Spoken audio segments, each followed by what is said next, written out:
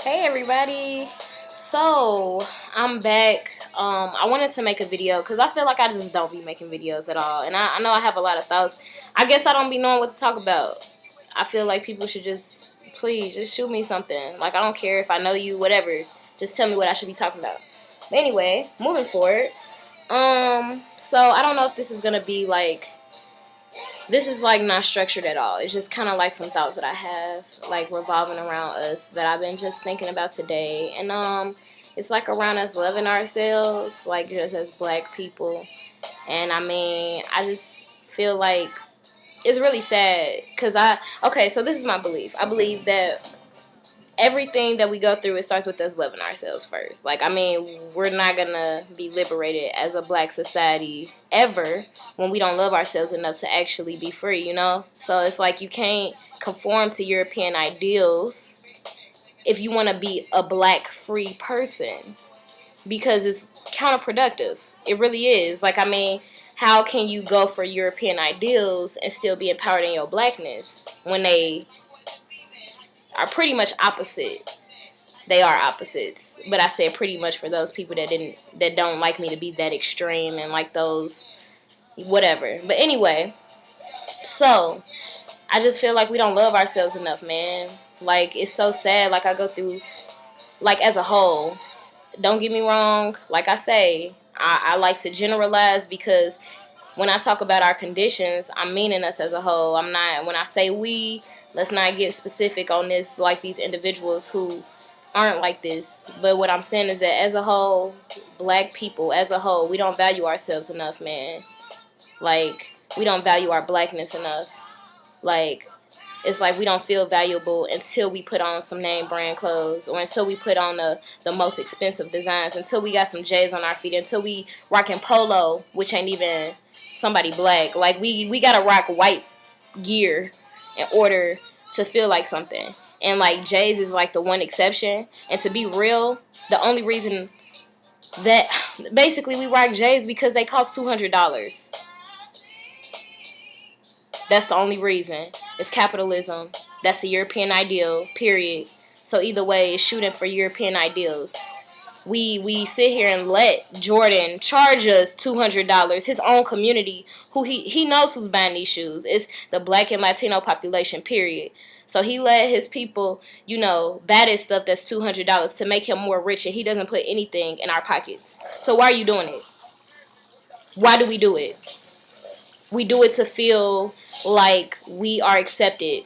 We do it to feel like we're cool. We do it because we think that status and all of that actually means something when it doesn't. It doesn't mean a dang thing. I was going to curse for a minute. I might end up cursing later. But anyway, depending on how heated I get.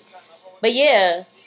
And that goes for like how we dress. So like, I feel like what we rock, it's always some European stuff. It's like nowadays, it's cool when you got on a polo and some Levi's. What is cool about that? What's cute about that? What is unique about that? What is you? What is you about that? I don't see you in that. I see what everybody else is doing. Personally, I don't care. I don't care about all of that. I want to see somebody. When I see them, I want to see them. I don't want to see the labels. I don't want to see all of that, because honestly, that's not you. It's cover up of you. It's something that you feel like make you feel good about yourself, because status is that important. What everybody else is doing in the world is that important to you. And honestly, what everybody else is doing in the world is shooting for European ideals. So if you're going to be empowered in your blackness, then you need to be empowered in your black ideals. Meaning, not conforming, not sitting up here being drawn in by capitalism. You live in the hood. What you having them $200 shoes on going to do for you? Absolutely nothing. That doesn't mean you love yourself. I can go to the thrift store and put a whole outfit together. Let me show you this. Thrift store. These shorts. Thrift store. And I made these rips. I made all of this happen. Yep. Thrift store. Yep. I did that. Yeah. So, I mean, I feel like I look good. And honestly, I don't care if you think I look good or not. But that's my point, is that I'm empowered in my blackness right now. I'm empowered without even spending my money. I'm not giving my money to them, and I'm still empowered. Like, actually, that is the empowerment, that I'm not giving my money to them. I'm actually saving money, and I'm creating how I want to look, which is how I actually am. And when people see me, they see me. They don't see no labels. This is all they ever get from me. They don't ever see no labels. They get color. They get the stuff that I like. They get all of this. And that's African. So, I didn't mean to spend so much conversation on, like, our clothes. But for real, man, it's like, can we just get back to the days of loving us? Can we get back to the days where we love our dashikis, where we love our kente cloths, where we love everything that's African, where we rocking black power gear all day, every day, where we have paid this $10 for this black power t-shirt by this black business and not go to the Levi's store and go spend $300 for 5 pairs of jeans? Can we do that? Because, I think that's pretty fair, actually. I think that's a fair thing to do. And another thing is that I just want us to get past not feeling like we can be beautiful in our own skin. Like, I want us to get past saying that we can't go outside because we gonna get blacker. You are beautiful in your blackness. There is no, like, the fact that you have melanin in your skin is the reason that when you go into the sun, you are that protected that all you do is change another color and you go back to the color that you was before. How crazy, how beautiful is that? When there are people in the world that literally cannot do that. Everybody doesn't have that power. You know what I mean? Like, people get burned in the sun. You do not. Love your skin. Embrace your skin. Embrace the great things about being black. Hair. Embrace the fact that it can do so many things. Why just wear a perm? Why just wear weaves? Why just do that? Why limit yourself so much? Why do we want to be them so bad when we are so beautiful as us? I don't understand. I really don't sometimes. It's so sad to hear girls say, I can't do this until I get my next weave, or I can't do this till I get my next perm, or no, boo at the bam. It's like, do you understand the self-hate in that? And let me tell you, people get so defensive when you say self-hate, but you really do have to take a look in yourself and ask yourself, do you think you love yourself as much as I love me? When you look at you, do you feel like you love yourself just as much as I love me? Right now, with that weave, with them perms, do you think you love yourself more than me? Do you really? Do you love your blackness? I don't think. I think everybody will look inside and realize that we shooting for them European ideals. And I'm saying that coming from a place of growing up with the perms. Never knowing nothing else. Never knew what my hair could do. I was natural for 2.5 years before I even did my locks. I've only had my locks for a little over a year now. And I've loved myself. I've realized how much I didn't love myself because I love myself now. Like, I really love myself. It's not a matter of liking myself. I love myself because I love everything about me. It ain't no cover up. When you see me, you see me. You don't see nothing else but the African breed that I am. And guess what? That empowers me. When people look at me, they don't look at me the same as everybody else. And that doesn't make me better than anybody. And that's what I'm trying to say is, like, I don't feel like I have any more power than anybody else in society. I don't feel like I have any more power than any of my other black brothers and sisters out here. But I feel like I might have just realized my power and my blackness maybe a little bit before everybody else. And I feel like it's my job to tell us about that. I feel like it's my job to make people know that we should all be empowering ourselves in our blackness. Because it's possible. It's possible to feel like this. It's possible to be that confident that, honestly, even right now, if you say, actually, what she mean? She don't look good. I don't care. That's how empowered I am. And can you tell me you feel that way with a weave? No, you don't. Can you tell me you feel that way with a perm? Nope. Because guess what? After every so long, you gotta go get another one. And if you feel like you gotta go get another one, that means that you're not empowered in your blackness. That means that you do care what other people think. That means that you don't love yourself enough. And let me tell you, when we start loving ourselves enough, everything else will be easier for them. I'm not saying that everything will be solved, I'm saying that it would be easier. Everything will fall in place the minute that black people just start to love ourselves more.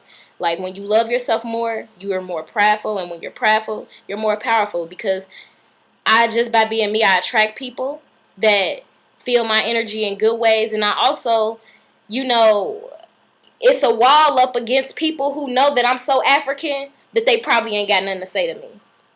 And it's the truth. And it's not a facade. Because then at that point, I'm not going to entertain. I'm not here to sit up here and make white people comfortable. I'm not here to sit up here and make society comfortable. That's not my job. That's not what I was put on this earth to do. I was born a black woman. My ancestors were African. In my heart, I'm an African too. And with that being said, I'm going to be African. I'm not going to be you. What you being them for? When they want their hair like this. They want their skin like this. They want to do what you're doing. They want to do what you can naturally do, basically. So, let's value that. Like, we've been taught not to, but I'm saying, let's not feel bad about the fact that we might not value ourselves in a way that we should now, but let's do something about it.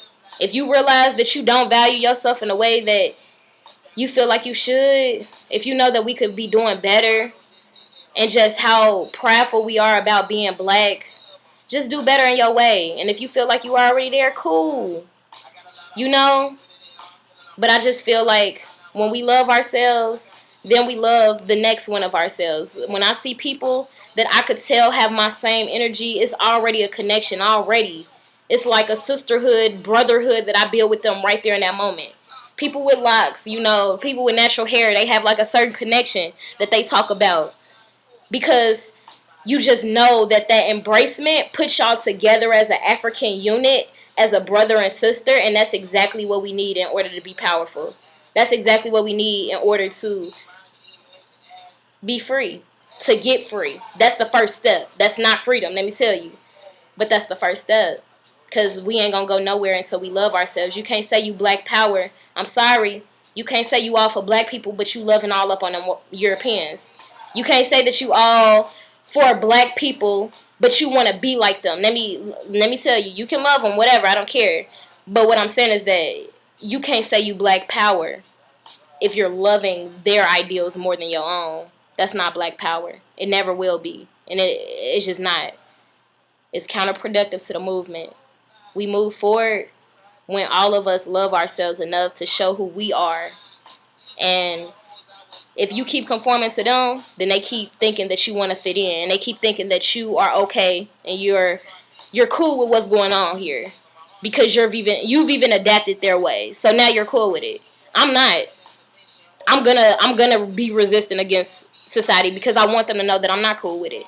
I'm never gonna act cool with it. I don't believe in dressing apart. I don't believe in speaking apart. Guess what? I'm gonna speak just like me, and you gonna hear my message. And if you don't want to hire me because of the way I talk, even because you don't hear my words, it was because you saw my blackness first anyway. Because guess what? When I interview with black folks or if I talk to black people, they feel me. And if you don't feel me, it's cool. I love myself that much that I'm not going to work for people, that I'm not going to be under people, that I am not going to value people who do not value me. I am going to value myself first. And as a society, I value us, and we need to be valuing us too. And I know this is kind of ranty. It kind of didn't really have a direction. I didn't want it to. But I still feel like we just need to know that we need to love ourselves. Love your next brother. Love your next sister. Because it starts with loving you, though. Because first you got to love you. Then when you see them, like me, I see some melanin. It's like, dang, that's just so beautiful. It's beauty. And we connected for life. And that never changes. And I love that. And that's how we move forward. Not by being an individual. Not by trying to shoot for Europeans. And now it's just getting long for no reason. So that's my message.